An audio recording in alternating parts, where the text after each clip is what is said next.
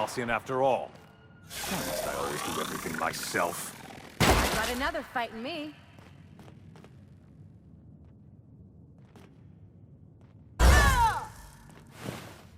Get me out of here!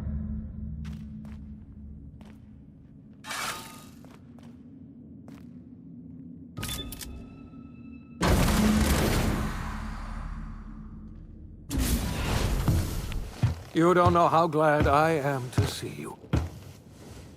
You lunatic. You broke into the board's own fortress and killed the chairman just to rescue one doddering old man? You are absolutely out of your mind, and I can't begin to thank you enough.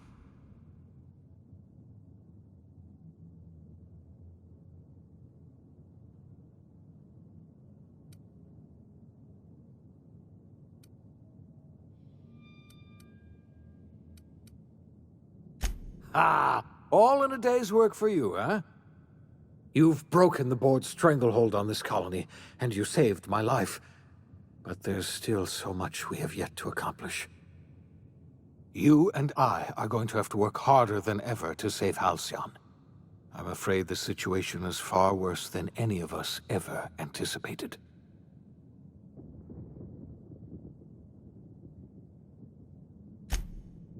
Earth has gone dark.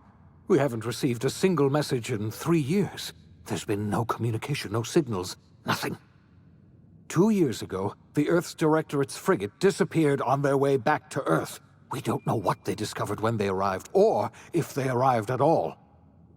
They haven't exactly been hands-on around here anyway.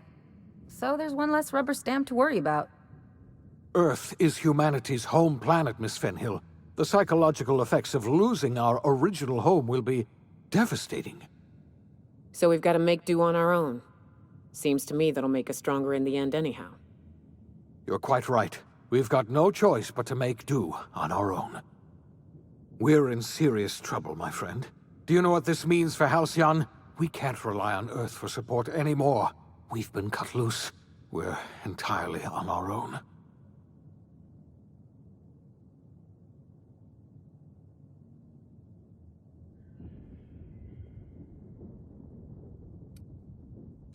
Yes, certainly. I'll help however I can.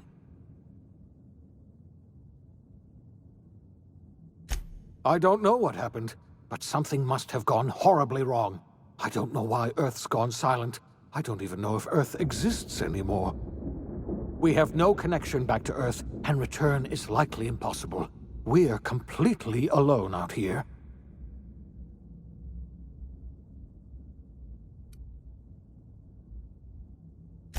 You might have heard of the Earth Directorate's frigate. Half the colony's entire military was on that ship. They were returning to Earth when they vanished without a trace. That was 2 years ago. We haven't heard a word from them since. Whatever happened to Earth likely happened to them.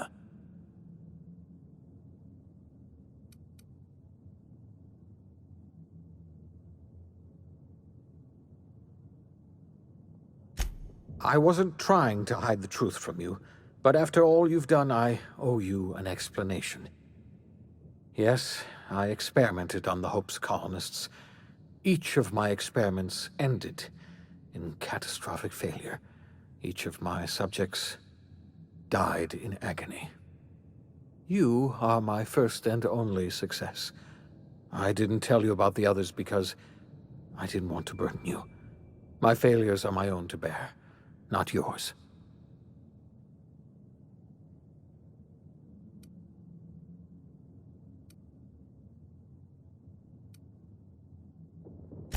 I'm not asking you to forgive me.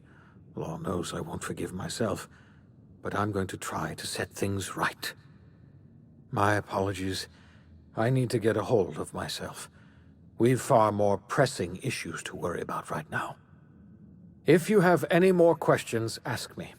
I'll answer as best I can. Yes, we do. You've done a marvelous thing. You've succeeded where anyone else would have failed, including me. We must begin the revival process immediately, starting with the Hope's brightest minds, and then we're going to fix this damn colony, one problem at a time. We're going to need a leader. and I can't imagine a better person for the job than you. What do you say, old friend? Will you help us?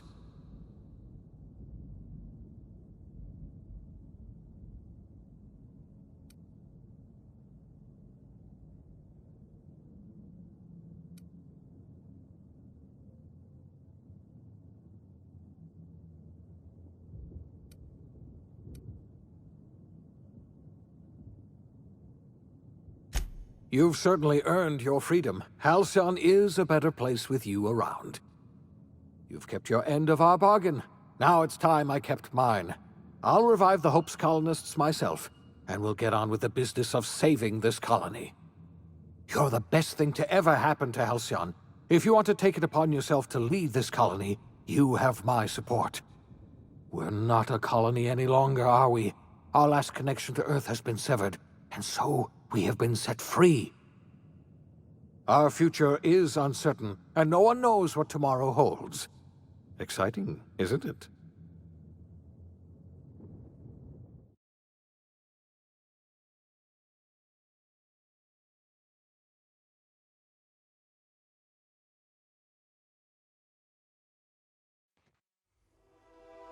The OSI teaches that everything in the universe happens according to the grand plan.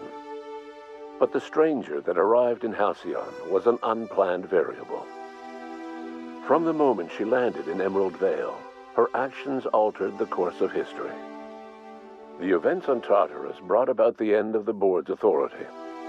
But the board's mistakes would haunt the colony for decades to come. The damage they left behind would require the work of a generation to repair. Dr. Phineas Wells began reviving a handful of the Hope's colonists. Engineers, scientists, technicians, and intellectuals. They were among the brightest minds the Earth had ever sent out into the stars. The Hope scientists and engineers woke up in a colony descending headlong into total collapse. With no way to return to Earth, they had no choice but to band together and devote themselves to the cause of saving Halcyon. The people of Halcyon were nothing if not hardy. In the absence of the board's authority, many of the colony's settlements banded together with a single purpose in mind: survival. Life was especially hard in the years to come. Some towns dissolved by attrition and starvation, but most of them found a way to carry on. In the years to come, Halcyon was forced to reckon with its newfound freedom. The board was gone, and for better or worse, the colony was responsible for its own destiny. Sanjar's civil liberties and worker-centric policies were slow to catch on with the other corporations. But as Halcyon began its long, arduous journey toward recovery, many of Terra 2's smaller townships started adopting MSI's alternative corporate structure, and eventually became entirely self-sufficient. In the coming years, many of these townships managed to eke by, where otherwise they might have starved. Consumed by paranoia, Lilia Hagen took Sublight Salvage in a controversial direction, openly accusing board officials of an extraterrestrial conspiracy. One day, an accident at the Groundbreaker's docking bay silenced her forever. Time would tell if her replacement could keep the Sublight family together. Adelaide McDevitt replaced Reed Thompson as the leader of Edgewater. She and her followers transformed Edgewater in their image. Anyone loyal to Reed was pressured into leaving town, and those who stayed behind adapted to her way of life. Adelaide transformed the old cannery into a new garden. The nearby Edgewater Cemetery provided a convenient source of fertilizer. Under the leadership of Junlei Tennyson, the Groundbreaker held firm against corporate influence. The ship's mechanical stability gave Junlei the time to educate a promising generation of engineers schooled in her family's traditions. The future of the Groundbreaker looks promising. The rediscovery of the Hope and the abandonment of the lifetime employment program forced Byzantium to come to terms with some uncomfortable realities about the state of Halcyon. While Byzantines were reluctant to surrender the luxuries they'd grown accustomed to, the board's diminished authority gave them little choice in the matter. Nearly everyone had to learn to make do with less. Some even had to get jobs. It was a dark time indeed. Your influence further cemented Ellie's perspective. She understood she could never truly rely on others, so she set about making sure she wouldn't have to. With a steady income from the life insurance payouts, she was finally able to afford a ship of her own. She enjoyed a long and infamous career running missions across the system. Some of them were even legal.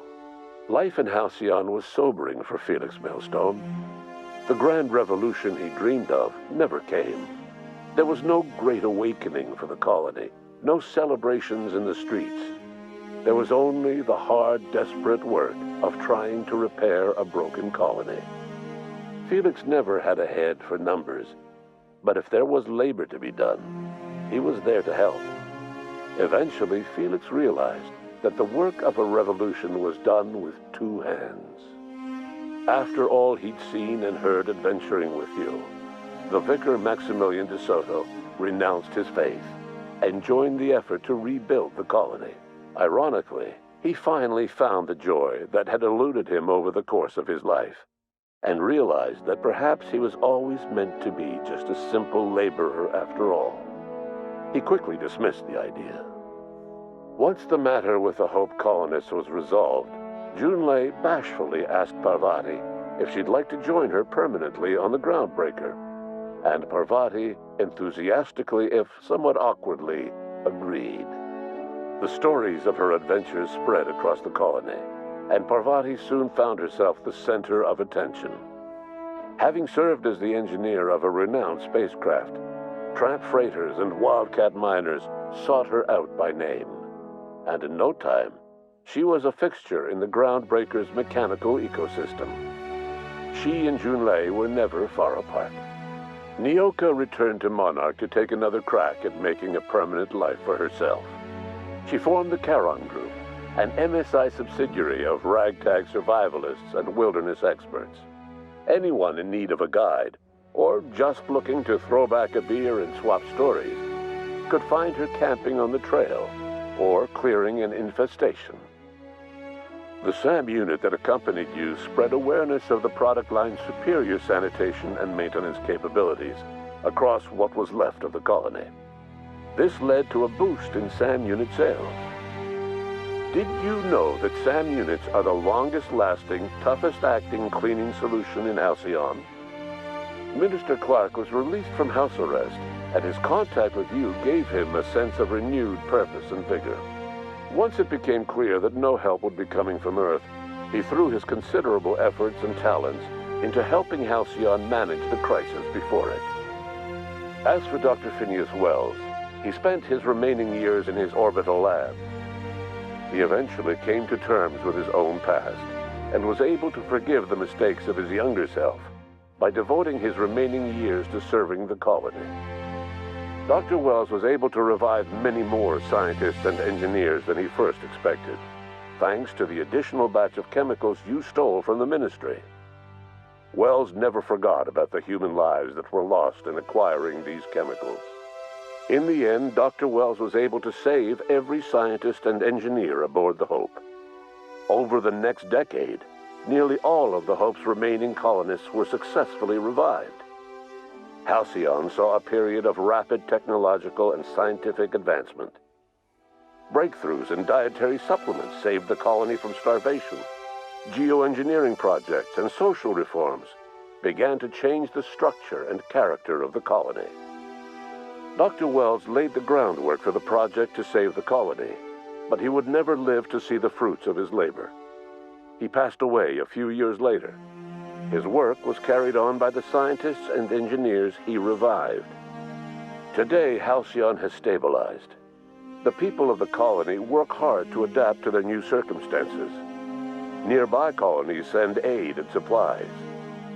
Life will never be easy in Halcyon, but for the first time in its history, there exists a sense of real, genuine hope about the future. And what about you, the unplanned variable in the history of Halcyon? You brought an end to the chaos on Tartarus and left Dr. Wells to his own devices. The affairs of the colony never distracted you from living out your own dreams, to captain a ship, to sail the Aether, and to earn a reputation as the greatest spacer Halcyon ever had. No one knows what's happened to Earth, and no one knows what the future has in store for Halcyon. All we know for certain is this: the name of the Unreliable and that of its intrepid captain will remain the subject of countless stories for years to come.